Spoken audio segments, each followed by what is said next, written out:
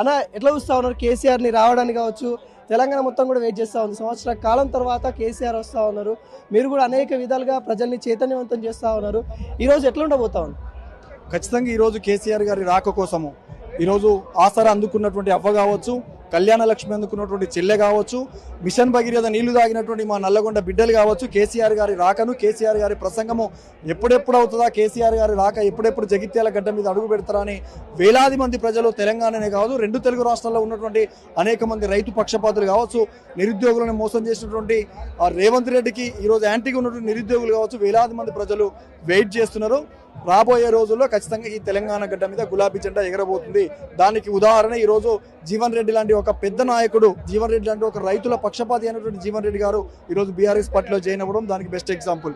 BRS party కనుమరుగవుతా ఉంది, అయిపోయింది, form హౌస్కే పరిమితం అయిపోతుందా అని చాలా మంది ఎద్దేవా చేసిన వాళ్ళకి ఈరోజు సమాధానం ఏముండబోతా ఉంది? కనుమరుగైతా అనుకున్న వాళ్ళే కనుమరుగైతారు. ఇలా చంద్రబాబు నాయుడు కూడా చెప్పిండు, మగల వచ్చింది పుగల పోతుందని అప్పుడు కేసీఆర్ గారు పార్టీ పెట్టినప్పుడే చెప్పిండు. కాబట్టి తెలంగాణ రాష్ట్ర సమితికి, భారత రాష్ట్ర సమితికి నిందలు ఇవన్నీ కామన్, ఇవన్నీ పెద్దగా పట్టించుకోము.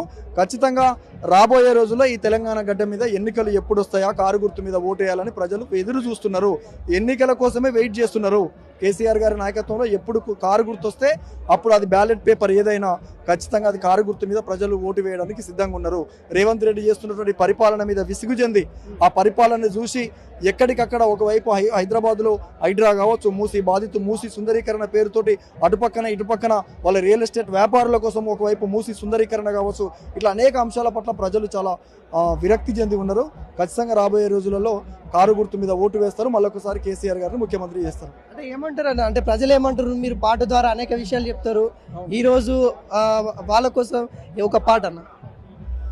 అరే ట్రంప్ కన్న కంపుగా నీవైతివి రేవంతు, అరే ఏదో ఒక రోజు వస్తుంది నీ వంతు, బుల్డోజరు బుడ్డోడి పాలనెంత ఘోరం, హైడ్ర తీరుతోని తెలంగాణ ప్రజలు కోరం, ఎర్రి కుక్క గరిసినట్లు ఏది పడితే అదే వాగి పేదోళ్ళ ఇల్లు గూల్చి పెత్తనం చేస్తుండు, ట్రంప్ కన్న కంపుగా నీవైతివి రేవంతు, అరే ఏదో ఒక రోజు వస్తుంది నీ వంతు. Thank you.